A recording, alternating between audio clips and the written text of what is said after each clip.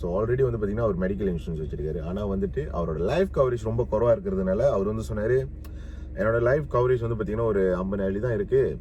So இது நாளைக்கு எனக்கு எதுவும் ஒன்றுனா வந்து என் குடும்பத்துக்கு அந்த அளவுக்கு இது வந்துட்டு போதுமான ஒரு கவரேஜாக எனக்கு தெரியல அப்படின்னு சொன்னார். அப்போ நான் சஜஸ்ட் பண்ணது தான் வந்து பார்த்தீங்கன்னா இந்த 1 மில்லியன் கவரேஜ். ஓகேங்களா?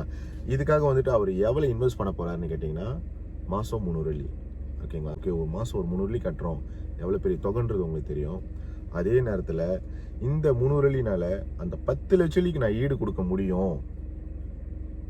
300 வெள்ளினால 10 லட்ச வெள்ளிக்கு எனக்கு ஒரு கவரேஜ் வந்து என்னால் ஈடு கொடுக்க முடியும்னு சொன்னால், இப்போ இந்த 300 வெள்ளி எவ்வளோ பெரிய காசு நீங்கள் நினைக்கிறீங்க? யோசிச்சு பாருங்க. ஸோ கைஸ், ஒரு நாளைக்கு அவங்களால ஒரு 10 வெள்ளி இன்வெஸ்ட் பண்ண முடியும் அவங்க வருமானத்தில் இருந்துன்னு சொன்னால், ஒரு மாதத்துக்கு 300 வெள்ளி, 10 லட்ச வெள்ளி அவர் குடும்பத்துக்காக அவர் பாதுகாத்து கொடுக்க முடியும்.